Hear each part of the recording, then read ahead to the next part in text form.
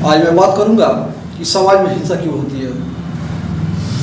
जब से मानव सभ्यता का उदय हुआ और उसको लेकर आज 21वीं सदी जो ख़त्म हो रहा है, इसमें भी हिंसा का उतना ही ग्राफ पड़ रहा है जितना सदियों पहले था। आज भी हिंसा, आज पेपर में आप देखिए, समाचार पत्रों में देखिए, अपने आसपास का माहौल देखिए, हिंसा हो रहा है।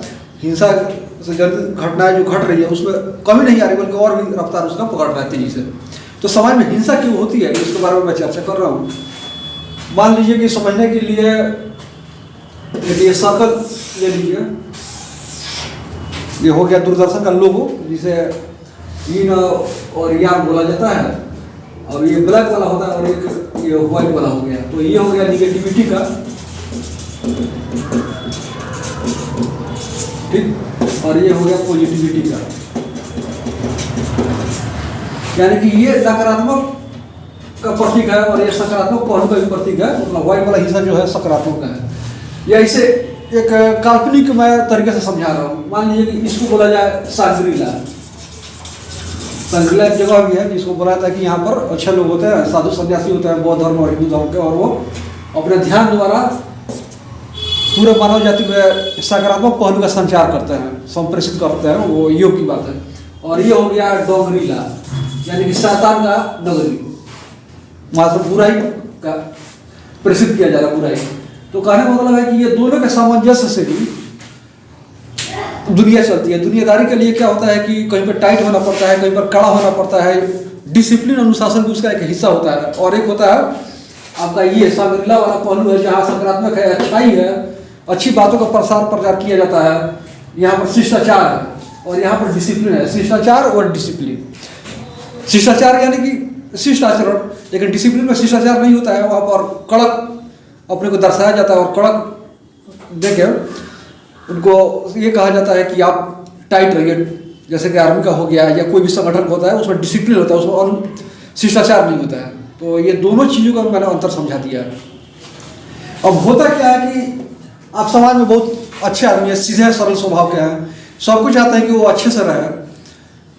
और बुराई वाला जो पहलू है, ये बुराई वाला पहलू है, तो इसका कहना है कि हम तुम पे हावी हो जाएंगे, तुम्हारे अच्छाई से फायदा उठाएंगे। यानी तुम दुनियादारी में रहो, आगे बढ़ो, और जब तुम फलने फूलने लगोगे तो मैं तुम्हारा शोषण करूँगा।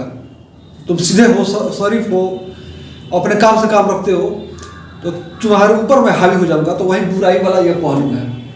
तो यहाँ पे अपना ये दायरा जो तोड़ेगा और दूसरे पे हावी होना चाहेगा, उसी समय अच्छाई प्रतिकार करेगा। अच्छाई बोलेगा कि नहीं, मुझे पसंद नहीं है, मैं बहुत ज़्यादा बर्दाश्त कर लिया हूँ और मैं तुम्हारा जवाब दूंगा। वहीं से टकराहट से हिंसा शुरू होती है समाज में। अच्छाई अगर अपना प्रचार बुराई पे करे, बुराई उसको विरोध करेगा कि नहीं, तुम मुझे चोरी से, डकैती से, गुंडाई से रोक रहे हो, तो मुझे ये सब पसंद नहीं है, तो वहाँ पर हिंसा होगा।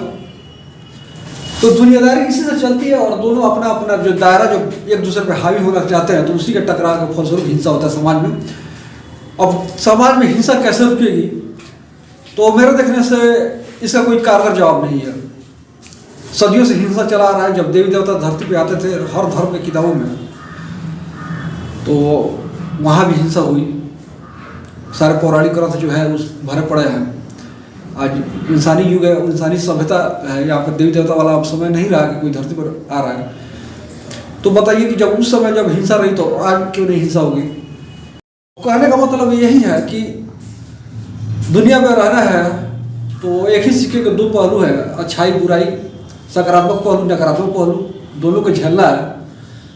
और कहा भी गया है कि पहले के समय में क्या होता था कि इंसान और दानव अलग अलग रहते थे, दोनों अलग अलग रहते थे। और अब क्या है कि इंसान और दानव एक ही मानव में है। इसलिए मैंने बोला कि एक ही सिक्के के दोनों पहलू है, अच्छाई और बुराई।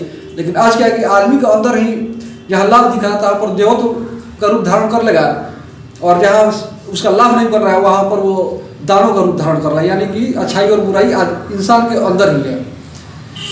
अब हमको करना क्या है कि समाज में हमको पहले सबल बनना पड़ेगा, मजबूत बनना पड़ेगा, और ये एक्सेप्ट करना पड़ेगा कि जब तक हम लोग इस पृथ्वी पे हैं तो बुराई का जो पहलू है कभी ना कभी हमसे आमना सामना हो ही जाएगा। मान लीजिए कि ट्रेन में जा रहा है, डकैती हो गया, सड़क पे चल रहा है मोबाइल लेते हुए, कोई पीछे से बाइक वाला है मोबाइल खींच लिया। कोई हम दुकान लगाए हैं, दुकान कर रहे हैं, तब तक कोई आया बोल रहा है कि भाई यहाँ पर दुकान लगा रहे हो तो पैसा उनको जबरदस्ती हफ्ता दो। आया समझ में?